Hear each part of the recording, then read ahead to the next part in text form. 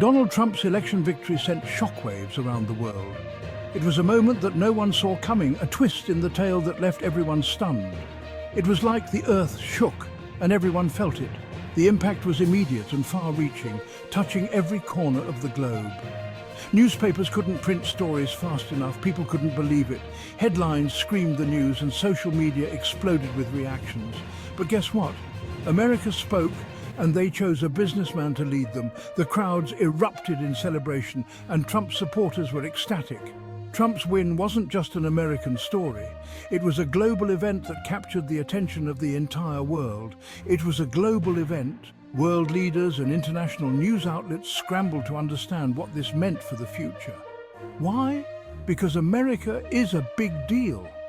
The decisions made in the United States have a ripple effect that influences global politics, economics, and culture. What happens here affects everyone, from trade deals to military alliances. America's choices shape the world. When America sneezes, the world catches a cold, the global markets react, and international relations shift. This time, America decided it was time for a change. Voters were ready for something different, something that broke the mold. They were tired of the same old politicians saying the same old things. The electorate wanted fresh ideas and a new approach. They wanted someone who would shake things up, someone who would challenge the status quo and bring a new perspective to the White House, someone who would put America first. Trump's promise to prioritize American interests resonated with many voters, and that's exactly what they got with Donald Trump. His presidency marked a new chapter in American history, one that would be watched closely by the entire world. Now, some folks around the world are a little nervous. They see the headlines and hear the speeches, and it makes them uneasy. They're used to the way things were, and change can be scary.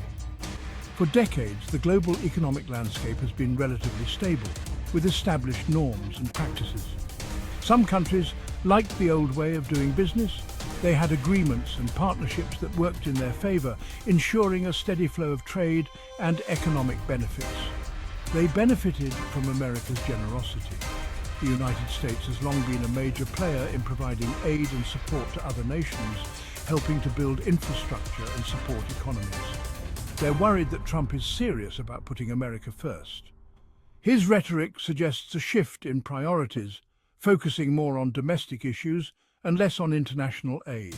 They're worried about his tough talk on trade deals. The possibility of renegotiating or even cancelling existing agreements could disrupt the global market. They're worried that he might actually follow through on his promises. If he does, it could mean significant changes for their economies and trade relationships. But here's the thing. America has been too nice for too long. While generosity is commendable, it has sometimes been at the expense of American workers and industries. Other countries have been taking advantage of our good nature. They have benefited from favorable trade terms and access to the American market. They've been sending us their products and taking our jobs. This has led to a decline in certain industries within the United States, causing economic and social challenges. The hope is that by re-evaluating these relationships, America can find a balance that supports both global cooperation and domestic prosperity. Trump's America First policy is simple and straightforward. It's about putting American interests first. It's about making sure that American workers and American businesses come first. It's about time. For too long, our leaders have been making deals that benefit other countries at the expense of our own. They've been sending our jobs overseas and letting other countries walk all over us. America First means that those days are over. Trump is going to fight for American jobs. He's going to negotiate tough trade deals that put American workers first. Trump knows that a strong economy starts with a strong manufacturing base. He believes that the backbone of America's prosperity lies in the hands of its hard-working factory workers and the industries that support them.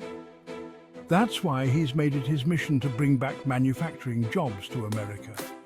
He envisions a future where American factories are bustling with activity, providing well-paying jobs to millions of Americans. He wants to see Made in America stamped on products all over the world. This isn't just about pride, it's about ensuring quality and supporting local economies. When you buy American, you're investing in the nation's future. How is he going to do it? By implementing a comprehensive strategy that addresses the core issues facing American manufacturers. By making America a better place to do business.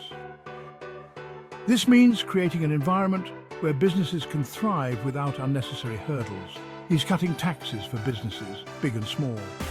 Lower taxes mean more capital for businesses to invest in new technologies, expand operations, and hire more workers. He's rolling back regulations that are strangling our businesses. By reducing red tape, companies can operate more efficiently and focus on innovation and growth. Trump is also getting tough on countries that cheat on trade. He believes in fair competition and is committed to protecting American interests on the global stage. He's imposing tariffs on goods from countries that don't play by the rules. These measures are designed to level the playing field and ensure that American businesses aren't undercut by unfair practices. He's sending a clear message. If you want to do business with America, you have to play fair. This approach aims to restore America's manufacturing might and secure a prosperous future for generations to come.